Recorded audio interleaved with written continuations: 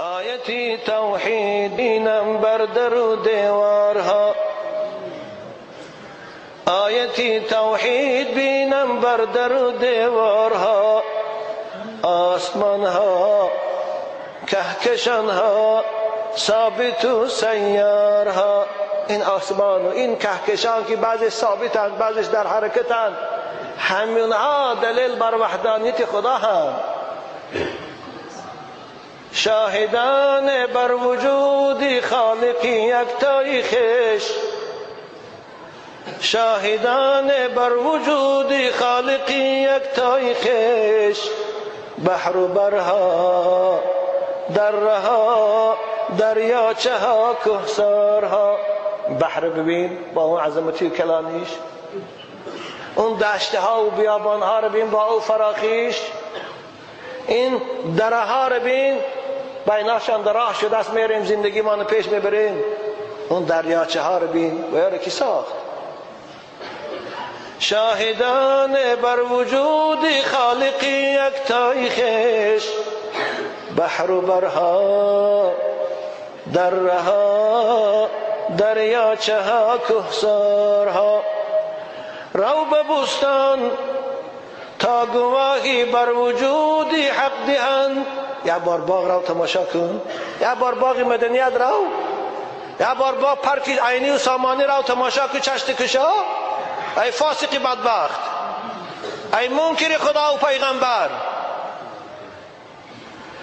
رو به بستان تا گواهی بر وجود حق دهند، بیدها گلها علفها سرو و اسپیدارها. بیدها گلها علفها سرو و اسپیدارها. هر گل به خود یک رنگی دارد، هر گل به خود یک بوی دارد. او مگر خود از خود پیدا شد؟ این علفهای گوناگون که در او باغ میبرد خود از خود پیدا شد؟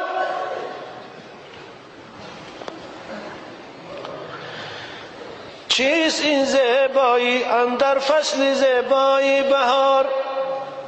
چیست این زیبایی اندر فصل زیبایی بهار؟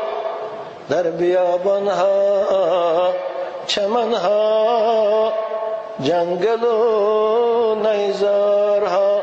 ببینیم بهار تمام طبیعت از نو زنده بشود.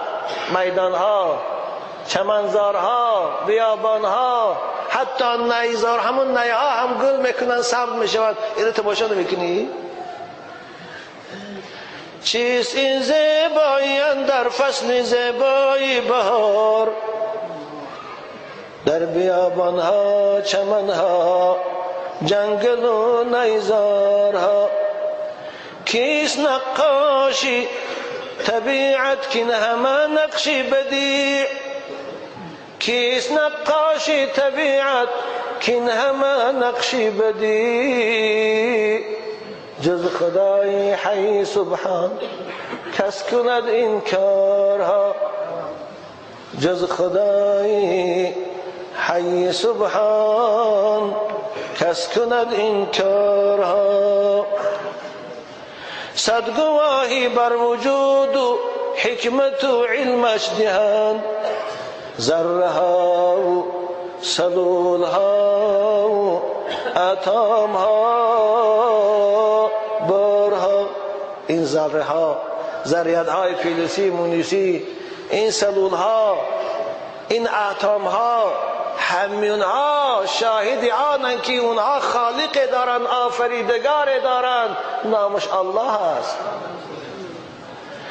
از اتم تا کهکشان ها تا سحابی ها همه، از اتم ها تا کهکشان ها تا سحابی ها همه، بنده حقند و فرمان بر نخود مختارها.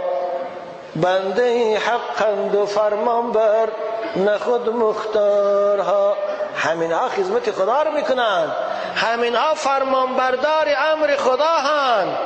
یا الله، اگر خداوند این اکسیژنی که در بین زمین و آسمان برای حیات موندن من و شما آماده کرده است، این اکسیژن از فضا نابود کند، این اوباما پادشاهی کرده میتواند؟ این جاردا براون پادشاهی کرده میتواند؟ نمیتواند. والله انشاءالله اینا طغیانشان زائد شود، یا روز خدا او اکسیژن از هوا میگیرد.